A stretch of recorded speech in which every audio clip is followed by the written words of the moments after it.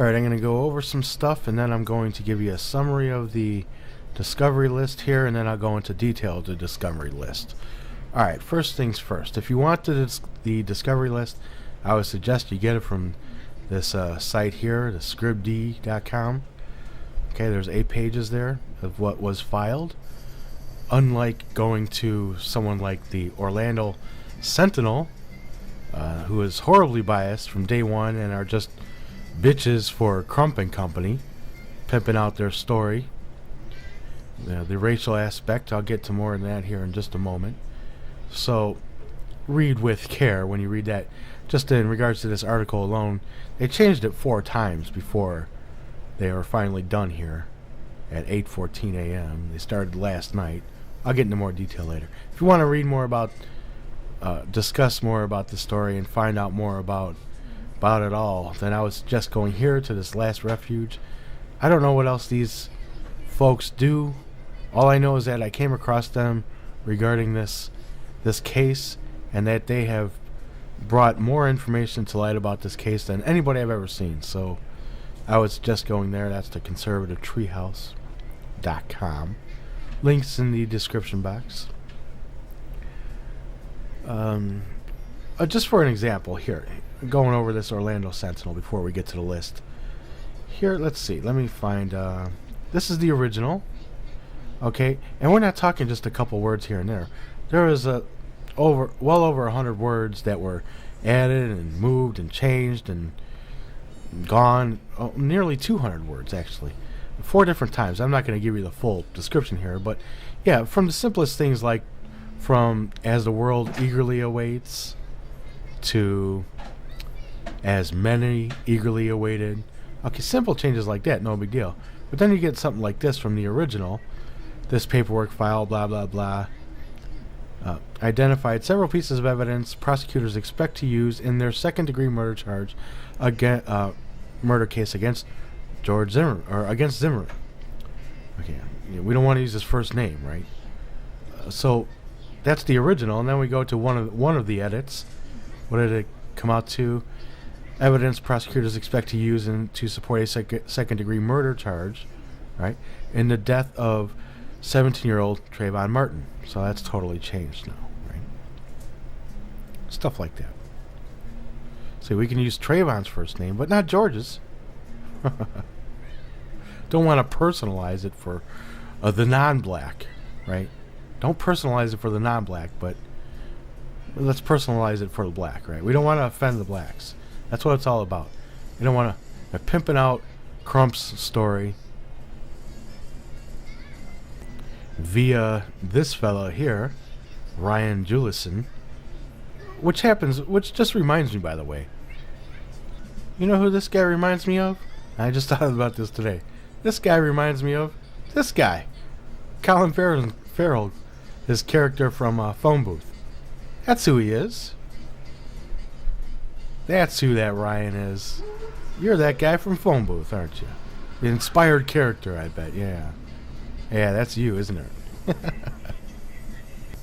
Yeah, they've been pimping out the racial aspect of the racial aspect of this story, which is non-existent, by the way. Aside from the fact that a non-black defended himself from a black, that's the only racial aspect, and that's all Crump needed. Oh, a non-black killed a black. It's got to be racism. And this guy's been pimping that story since day one. Well, for him, it was like day 10, maybe. But regardless. Alright, let's get to the summary of the list, and then I'll go into detail. Summary of the evidence list. There's 79 people listed. 28 of them were Sanford police. 22 civilians.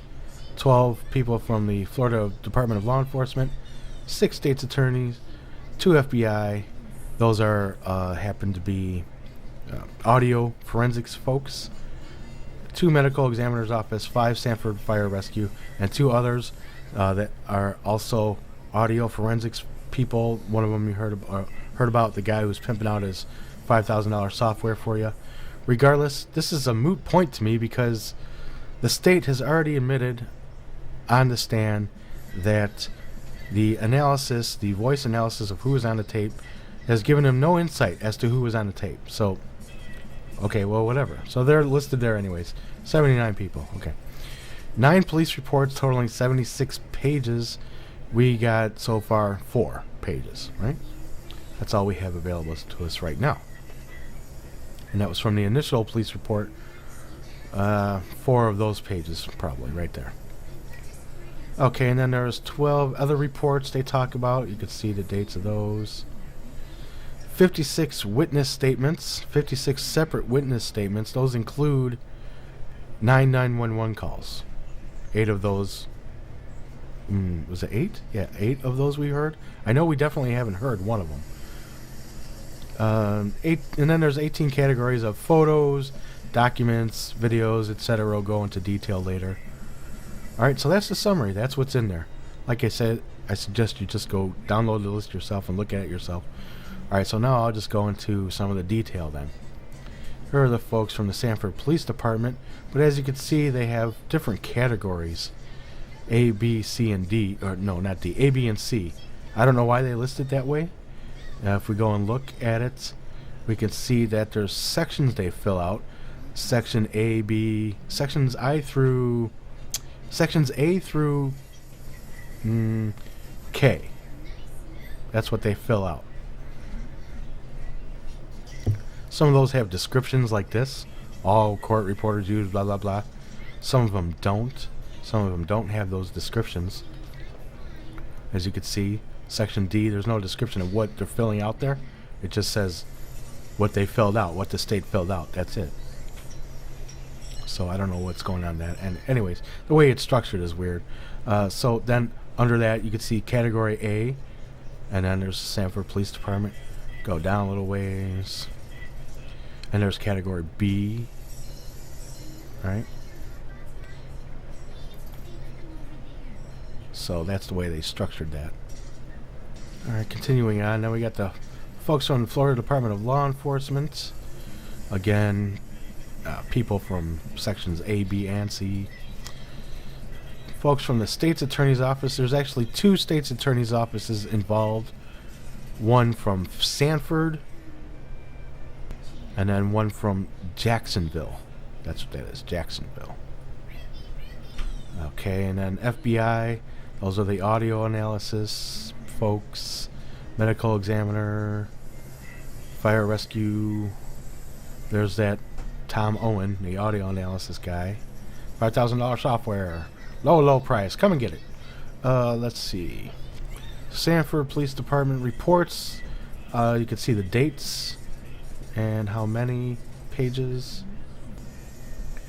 Other reports. When we get to the civilian list, as you can see, they've been redacted, aside from the first 6 there. Witness 1, 2, 3, and so on, up to 22, 1 through 22. But now we get to the witness statements, and there's a couple missing from there. You can see witness 4 is missing, and witness 7 is missing. Don't know what that's about, but you can see. And then there's a person on here. I don't know who that is. Turner. I couldn't identify who that was through the rest of the report. Don't know who that is. All right. So when the statements were given, I looked at, because if you look at the way it's structured, let's go down here.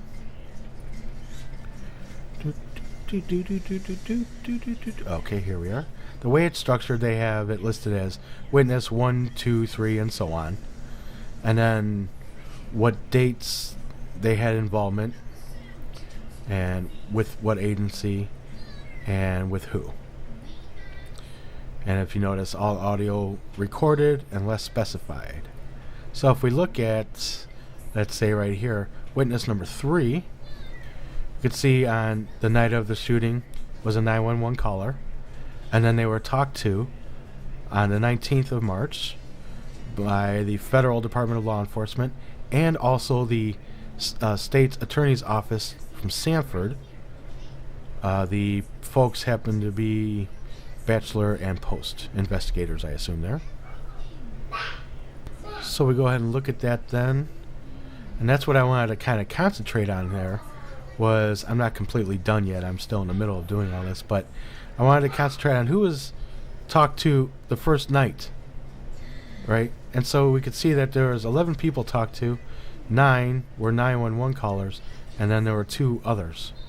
So we could see that witness number 3, 911 call on the 26th. Also, on March 19th, gave an audio statement to the Federal Department of Law Enforcement, to Bachelor and Post. And so on, it goes like that. And here is one of the 2 that were not 911 callers. There's one, and here's the other one. One thing I found interesting in regards to some of this was witness 18 was a 911 caller, gave a written statement to Sanford Police Department that night to Meade, and an audio to the Sanford Police Department to Sereno. And then on March 16th, gave a written statement to private investigator John Wright. That's interesting. I never heard of a private investigator being involved in this case, but there we go. Well, anyways, as you can see through the list here, different times and who and what and where, whatnot. Okay, and then there's that Turner. I don't know who that is right there. Gave a statement March 24th. Oh, okay. Well, whatever. Alright, so then we go to... Finally... We'll get down to, yes, Section K. Okay, so going over some of this real quick here. We get the photos of the scene that are on a CD. Photos of the defendant and victim. Video of the 7-Eleven of Trayvon. That was, I'm really wondering about that when he was seen on that, because it was reported that from the 7-Eleven people themselves that he was seen on there between 6 and 6:30. And George Zimmerman made his call at 7:09. Regardless, that's other videos. Video at Retreat Twin Lakes Clubhouse. What that shows, who knows? I mean, we can see a camera on the outside of the main entrance gate, facing towards the clubhouse. So, I suppose that's probably the camera they're talking about, the video. We've seen this stuff right there already. The Neighborhood Watch Program information, course materials. The Retreat at Twin Lakes newsletter, which we have. Emails, I don't know what that's about. Now, for some reason, they only mentioned 7 911 calls here. That's odd to me. I don't know why. Cell phone records of the defendant, and note the date that they're checking these. Right? Cell phone records, including text messages, notes, photos, videos, etc. of the defendant. Notice that this is going to be missing from Trayvon's. Cell phone records of victim. Notice the dates. January 1st, 2012 through March 1st, 2012. Cell phone records of witness number 8, which we believe is the infamous, mysterious DeeDee. Notice the dates. February 26th, the night of, all the way through to April 2nd. But again, no mention of either of those two, DeeDee or Trayvon's, actual records of text messages, notes, phone, photos, videos, whatever, right? It's not there. Not listed. Medical records from George Zimmerman the day after. Keeping in mind that I believe he was questioned for something like 7 hours. He's stuck in the police station for at least something like 7 hours. That night till the next morning. His concealed weapon permit. Trace of the gun, I suppose. The gun number, whatever. The prior arrest stuff and the ex-girlfriend crap. Well, that's it. That's all that's on there. As you can see. Just scroll on down. So anyways, like I said, if you want to really discuss this, I suggest going to the conservative treehouse and look up this fucker right here. Bitch. Alright. So that's it for now then. Peace out, my brothers, sisters. Oh, wait a minute. Hold on. Let me bring up one more thing about the Orlando Sentinel. Okay, this is from the original article that they had up. The racial aspect, which they gotta put in every single article. It's like any news that comes out about George Zimmerman, even if it's like in his favor, they gotta like run off and go find Crump. Oh, Crump, what do you think about this? And get his statement in there. Like he has something to say on every damn thing that comes out. Right? And they gotta constantly push the racial aspect of the case. As you could see here. An unarmed black 17-year-old. Right? That was in the original Orlando Sentinel article. But they edited that out now. You won't find that in there now. Which surprises me. That really surprises me that they would edit that part out, because that's what they've been pimping since day one.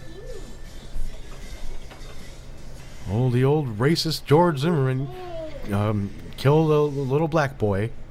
Right, that's the story, right? But it's, regardless. Yeah, well, what is the storyline? What's the mythical storyline? Racist white man hunts down and murders in cold blood innocent little black boy who was just walking down the street eating some Skittles, and when the police got there, they just said, "Good job, George," picked up the body and threw it in the morgue, and that was it. They didn't investigate the case, the racist white police. And so that's the storyline we've been sold, right? And how many people still believe that story to this day? It's amazing. It's amazingly disgusting how they could keep selling that shit. Right. Or a variation thereof. Yeah, they don't literally come out and say all that, except like some congresswomen. our congresswoman. Who voted that woman in there? Good grief. Anyways, enough for now. Peace out, my brothers, sisters, and everyone between.